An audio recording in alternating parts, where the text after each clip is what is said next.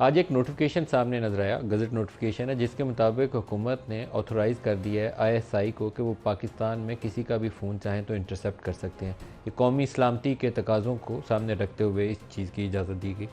अब यहाँ सवाल ये उठता है कि क्या किसी इंटेलिजेंस एजेंसी को इख्तियार होना चाहिए इस तरह फ़ोन इंटरसेप्ट करने का? तो दुनिया सारी में शायद ही कोई इंटेलिजेंस एजेंसी ऐसी हो को जो फ़ोन किसी का इंटरसेप्ट ना करती हो। सारी इंटेलिजेंस एजेंसीज करती हैं, लेकिन किसी ज़ाब्ता कार के तहत ऐसा होना चाहिए या एक बिल्कुल आपको ब्लैंकेट ऑथराइजेशन मिल जानी चाहिए कि आप जाइए जिसका फ़ोन रिकॉर्ड करना कर लीजिए। ये मामला कभी भी खुल के इस तरीके से सामने नहीं नज़र नहीं आया। हालांकि बहुत से लोग इशारों कनायों में ज़िक्र करते थे। हम मीटिंग करने जाते थे बाज़ लोगों से, मैं नाम नहीं उनका लूँगा, वो फ़ोन हमारे बंद करवा देते थे। फ़ोन बंद करवाने तक भी यहाँ तक नहीं था रहता कि बंद करके यहाँ रख दें, बल्कि बाज़ मीटिंग्स ऐसी थी जो कुछ हाई प्रोफाइल लोगों के साथ, वो कहते थे इसको ऑफ़ करके तो कमरे के बाहर छोड़ कर आएँ, फिर अंदर बैठ के मीटिंग होगी। तो इस कदर इस फ़ोन से खौफ था। तो हम लोग कहते थे कि ठीक है, शायद इनका फ़ोन इंटरसेप्ट होता होगा, या हम लोग मीडिया पे आते हैं, बड़े बड़ी शख्सियात से मिलते हैं तो हमारे फ़ोन टैप होते होंगे। लेकिन फिर जब ये मामला हाई कोर्ट के सामने आया, जजेज़ की कुछ शिकायत सामने आई, जजेज़ ने ऑर्डर जारी किया, तो वहाँ जाकर ये राज खुला कि पहले तो हाँ ना में बात गोलमोल की जा रही थी। वहाँ ये बताया गया कि पीटीए का जो इख्तियार है किसी को लाइसेंस जारी करने का, उसके अंदर एक चेक के अंदर ये लिख दिया गया है कि 2% जो उनके सब्सक्राइबर्स हैं किसी भी फ़ोन कंपनी के, उनका डाटा पूरा रिकॉर्ड करने के लिए, कॉल रिकॉर्ड हासिल करने के लिए, इंटरसेप्ट करने के लिए या उसको ट्रैक करने के लिए वो खुद से अपने सिस्टम के अंदर डिवाइस लगाएंगे, और जब भी वो रिकॉर्ड चाहिए होगा किसी भी इंटेलिजेंस एजेंसी को, वो उनको रिक्वेस्ट करेंगे और वो तफसीलात पूरी मिनवन उस तक पहुंचा दी जाएंगी। ये पाकिस्तान में ऐसे मुसलसल होता जा रहा है कई सालों से, और 9/11 के बाद एजेंसीज़ की कैपेबिलिटीज़ बढ़ गई हैं, आईएसआई की भी और आईबी की भी, और हो सकता है कि बाकियों ने, कोई एफआईए ने या किसी और ने भी, पुलिस की स्पेशल ब्रांच ने भी सिस्टम लगा लिया, मुझे पता नहीं है, लेकिन दो के पास ये सलाहियत मौजूद है। आईएसआई के पास भी है और आईबी के पास भी है। एमआई शायद इस तरह के ऑपरेशन में हिस्सा नहीं लेती, लेकिन वो भी मेरा ख्याल है, मुझे मालूम नहीं है।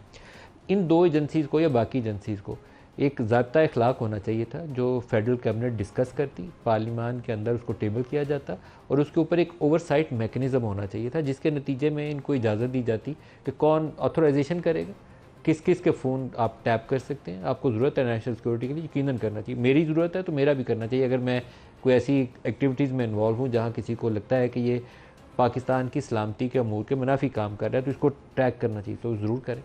लेकिन हर एक को क्या ब्लैंकेट एक किस्म की ऑथराइजेशन जारी कर देना, ये दुरुस्त है बात? मेरे ख्याल में ये दुरुस्त नहीं है। यहाँ पर फेडरल गवर्नमेंट ने मुकम्मल तौर पर हाथ कटवा दिए हों अगर, और दूसरे को इख्तियार दे दिया हो एक एजेंसीज़ को, तो फिर एजेंसीज़ मनमानी आमतौर पर करती हैं दुनिया सारी में। कोई इंटेलिजेंस एजेंसी ऐसी नहीं होगी कि जिसको बहुत ज़्यादा पावर्स और इख्तियार मिल जाए और आप कहें कि उसके ऊपर वो चेक लगा के रखेगी। नहीं, चेक नहीं लगा के रखेगी। वो ज़्यादा से ज़्यादा फ़ोन को इंटरसेप्ट करके, वो उनका डोमेन है, उनकी प्रोफेशनल एरिया ऑफ एक्सपर्टीज़ वही है कि उन्होंने अगर जासूसी करनी है तो उसी तरीके से करेंगे। अभी रिसेंट पास्ट के अंदर प्राइम मिनिस्टर हाउस से इमरान खान की कॉल भी लीक हुई, इमरान खान की अहलिया की कॉल भी लीक हुई, मरीम नवाज़ की कॉल भी लीक हुई, शहबाज शरीफ की कॉल्स भी लीक हुई। वो डिस्कशन कर रहे हैं, मीटिंग के अंदर बैठे हुए हैं, वो भी रिकॉर्डिंग लीक हुई। तो कौन महफूज है? अगर प्राइम मिनिस्टर महफूज नहीं है, जजों ने शिकायत की कि उनकी कॉल रिकॉर्ड हो रही हैं, वो महफूज नहीं है, तो महफूज कौन है? तो इसके ऊपर एक ज़ाब्ता अखलाक होना चाहिए था, जो मेरे ख्याल में मुनासिब तरीक़ाकार यही होता कि फेडरल कैबिनेट एक समरी डिस्कस करती, एक ओवरसाइट मैकेनिज़्म बनाती, और उसूली तौर पर वो पार्लियामान की कोई ओवरसाइट कमेटी होनी चाहिए थी फॉर इंटेलिजेंस एजेंसीज, वो उसको डिस्कस करती, और उसके नतीजे में फिर आप तरीक़ाकार तय करते कि वो ग्रेड 18 से नीचे का अफसर नहीं होगा, और ये होगा और वो होगा, और किस किस का रिकॉर्ड किया जा सकता है। कहीं जेट ब्लैक टेररिस्ट या टेररिज्म में मुलव्वस जो तंजीमें हैं, उनका तो आपको देना चाहिए, उनको ऑथोराइज़ करना चाहिए कि ये दहशत गर्दी में मुलव्वस जो ग्रुप है, इन सारों को आप ट्रैक करेंगे, उनको छोड़ेंगे नहीं। ये 4th शेड्यूल वाले हैं, इनको आप सारों को ट्रैक करेंगे। एक बंदा निकला तो हम आपसे जवाब लेंगे, जवाब भी नहीं किसी से मांगना, और आपने मुकम्मल तौर पर उनको बाख्तियार भी बना दिया। तो चेक एंड बैलेंस होना चाहिए जिससे तवाज़ुन रहे। मेरे ख्याल में इसके ऊपर अभी भी कुछ मुनासिब यही होगा कि वफाक इसके ऊपर एक पोजीशन ले, और एक पोजीशन लेते हुए बाकायदा एक मैकेनिज़्म वज़ा करे, ज़ाब्ता अखलाक भी बनाए और ओवरसाइट मैकेनिज़्म भी वज़ा करे। जो सबसे बड़ी सियासी मैदान की खबर है, जिसके ऊपर सुप्रीम कोर्ट पिछले कुछ रोज़ से समाअत कर रहा था, आज उसका जजमेंट उन्होंने रिज़र्व कर लिए, फ़ैसला महफूज कर लिया, वो है रिज़र्व सीटों का मामला। रिज़र्व सीट्स के ऊपर सबसे बड़ी इस वक्त जो गेम इधर या उधर किसी तरफ भी बाजी पलट सकती है, सिर्फ एक चीज़ के ऊपर उसकी गेम चल रही है कि पीटीआई की सीटें अगर तो हुक्मरान इत्तेहाद को मिल जाती हैं, पीपल्स पार्टी को मिल जाती हैं, PMLN को मिल जाती हैं, JUI वालों को मिल जाती हैं।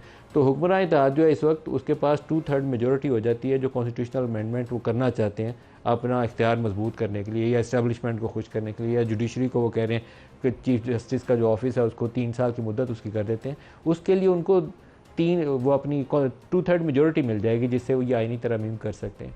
अगर ये सीटें PTI को वापस चली जाती हैं तो 2 काम होंगे। एक तो PTI पावरफुल ब्लॉक के तौर पर पार्लियामान में मर्ज कर जाएगी, उसका नाम पाकिस्तान तहरीक इंसाफ हो या सुन्नी इत्तेहाद कौंसिल हो, वो एक यूनाइटेड 100 बंदों का या 110-20 बंदों का एक ब्लॉक खड़ा हुआ नज़र आएगा पार्लियामान के अंदर। वहाँ ये PMLN जो माइनॉरिटी पार्टी है इस वक्त पार्लियामान में और हुकूमत में बैठी हुई है, इसकी सर्वाइवल मुश्किल हो जाएगी गोइंग फॉरवर्ड। दूसरा एक जो शायद सुप्रीम कोर्ट का अपने फैसले में ही तय करना, लेकिन जस्टिस मंसूर अली शाह ने सुमात के दौरान इसके हवाले से कुछ ऑब्जर्वेशन दी थी। इलेक्शन कमीशन का एक फ़ैसला था बल्ले का निशान लेने का, सुप्रीम कोर्ट ने उसकी तौसीक कर दी, फिर बल्ले का निशान उनके अरकान से वापस ले लिया। अब सुप्रीम कोर्ट ने ही कहा कि उनके उस फैसले की इलेक्शन कमीशन ऑफ पाकिस्तान ने गलत इंटरप्रटेशन की थी। उस गलत इंटरप्रटेशन के नतीजे में पाकिस्तान तहरीक इंसाफ के जितने कैंडिडेट्स थे उन सारों को इंडिपेंडेंट कर दिया। अब सुप्रीम कोर्ट कहता है ये हमने कहा ही नहीं था। तो वहाँ पर या तो बदनीति है या मिसअंडरस्टैंडिंग है, जो भी काम हो। तो जिम्मेदारी का तयन अगर हो जाए तो एक पार्टी इसमें ऐसी होगी जिसका कसूर नहीं होगा। वो कैंडिडेट्स जिनको PTI ने टिकट्स जारी किए थे और टिकट्स होने के बावजूद इलेक्शन कमीशन ने उनको टिकट्स डिनाई कर दिए, उनको बल्ले का निशान डिनाई कर दिया और उनको इंडिपेंडेंट डिक्लेयर कर दिया। तो अब उनको जस्टिस मंसूर अली शाह ने इसकी तरफ इशारा किया था। मेरे ख्याल में इंसाफ का तकाजा तो मुझे तो यही लगता है कि वो जस्टिस साहब मंसूर अली शाह साहब की बात ही पकड़ी जाए और 3 दिन की मुद्दत अब उनको दी जाए अरकान को जो इंडिपेंडेंट जीते थे PTI के हमायत याफ्ता, कि उनको कहा जाए और पूछा जाए कि आपने PTI में आना है या सुन्नी इत्तेहाद कौंसिल में आना है। फिर दूसरा बड़ा सवाल यह था कि क्या सुन्नी इत्तेहाद कौंसिल या पाकिस्तान तहरीक इंसाफ, इनमें से कौन सी जमात पार्लियामान के अंदर मौजूद है। इन्होंने पार्टी साइन के ऊपर तो इलेक्शन नहीं लड़ा। तो ये सवाल तो वहाँ एड्रेस हो जाता है कि पार्टी साइन इलेक्शन कमीशन की गलत इंटरप्रटेशन से गया था, इसमें पार्टी का कसूर नहीं है। फिर 9 अरकान पाकिस्तान तहरीक इंसाफ के ऐसे थे जिनके पास पार्टी साइन भी था और एफिडेविट भी जमा हुआ था, तो पार्लियामानी पार्टी भी बन जाती है। तो उनको वो मौका मिलना चाहिए। फिर वो अगर खुद ये पसंद करें कि हमने PTI की बजाय सुन्नी इत्तेहाद कौंसिल में जाना या किसी और जमात में जाना, तो ये उनकी मर्ज़ी है। लेकिन उस गलती की इस्लाह करनी सुप्रीम कोर्ट का आई थिंक फ़र्ज़ बनता है, उसकी इस्लाह करे और मामला आगे बढ़ाए।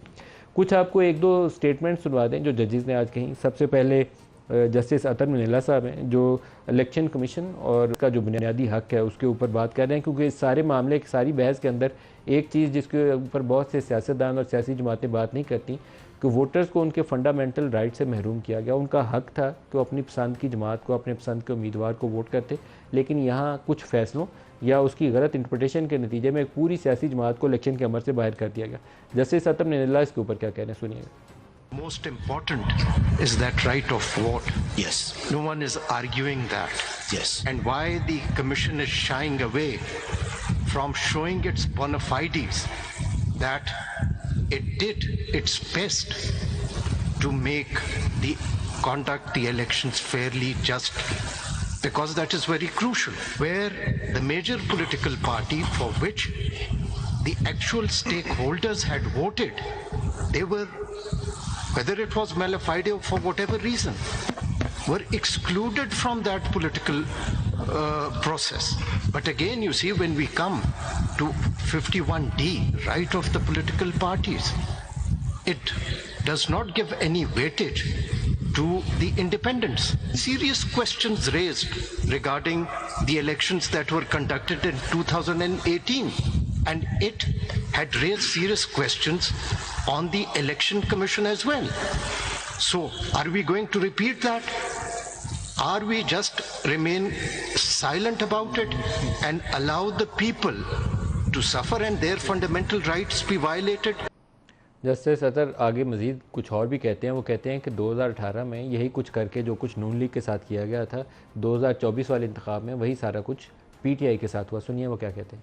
राजा साहब, आपसे भी सच नहीं बोला जा रहा। सच बिल्कुल बोला जा रहा है। 2018 में जी PMLN के साथ वही हो रहा था जो आज PTI के साथ हो रहा है।